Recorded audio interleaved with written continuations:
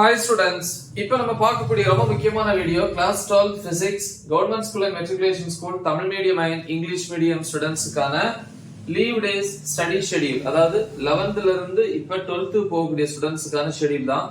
அது வந்து April and May month இந்த 2 மாசம் வந்து ப்ராப்பரா என்ன பண்ண போறோம், யூட்டிலைஸ் பண்ண போறோம். மினிமம் 3 யூனிட்ஸ் வந்து நம்ம கவர் பண்ண போறோம். 3 யூனிட்ஸ் கவர் பண்ணோம் அப்படின்னா பப்ளிக் எக்ஸாம் பொறுத்த வரைக்கும் அந்த 3 யூனிட்ஸ்ல இருந்து நம்ம 70க்கு 40 பிளஸ் 40 above ஈஸியா ஸ்கோர் பண்ணலாம்.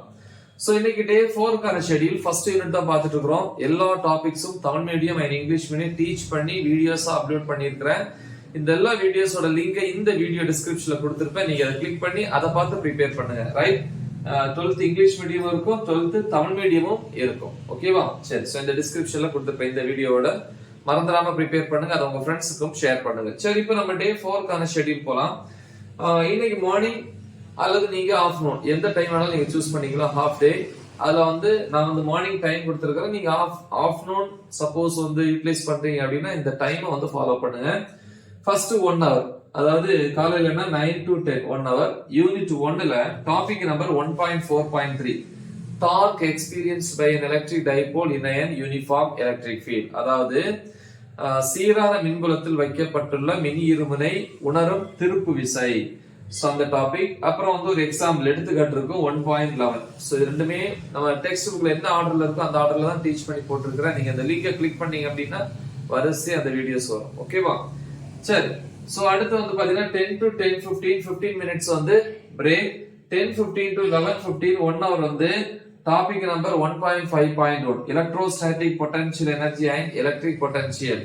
அதாவது நிலை மின்னழுத்த ஆற்றல் மற்றும் நிலை மின்னழுத்தம். சோ இதெல்லாம் வந்து மேக்ஸிமம் நல்லா படிக்கிறவங்க ஓரளவு நல்லா ப்ரிப்பேர் பண்ணுங்க. மத்தவங்க அதுல வந்து இருக்கக்கூடிய 2 டெஃபினிஷன் 2 வரையறை மட்டும் பயன்படுத்துங்க, படிங்க. ஓகேவா? நிலை மின்னழுத்த ஆற்றல் மற்றும் நிலை மின்னழுத்தம். சோ இந்த videos Tamil medium and English medium teach பண்ணி அப்லோட் பண்ணிருக்கிறேன். டாபிக் நம்பர் 1.5.2 ரொம்ப முக்கியம். Electrostatic potential due to a point charge, அதாவது புள்ளி மின்துகள் ஒன்றினால் நிலை மின்னழுத்தத்திற்கான கோவை.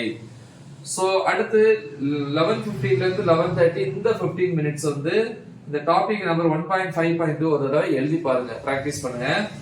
11:30 to 11:45 am 15 மினிட்ஸ் வந்து ஒரு சின்ன பிரேக்.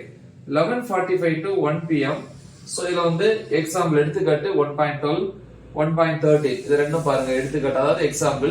அடுத்த புக் பேக்ல வந்து என்ன இருக்கும், பயிற்சி கணக்குகள், அதாவது எக்ஸசைஸ் நியூமரிக்கல் ப்ராப்ளம்ஸ் சொல்லுவாங்க. அதுல 1 and 2 எல்லாமே டீச் பண்ணி வீடியோஸா போட்டிருக்கிறேன்.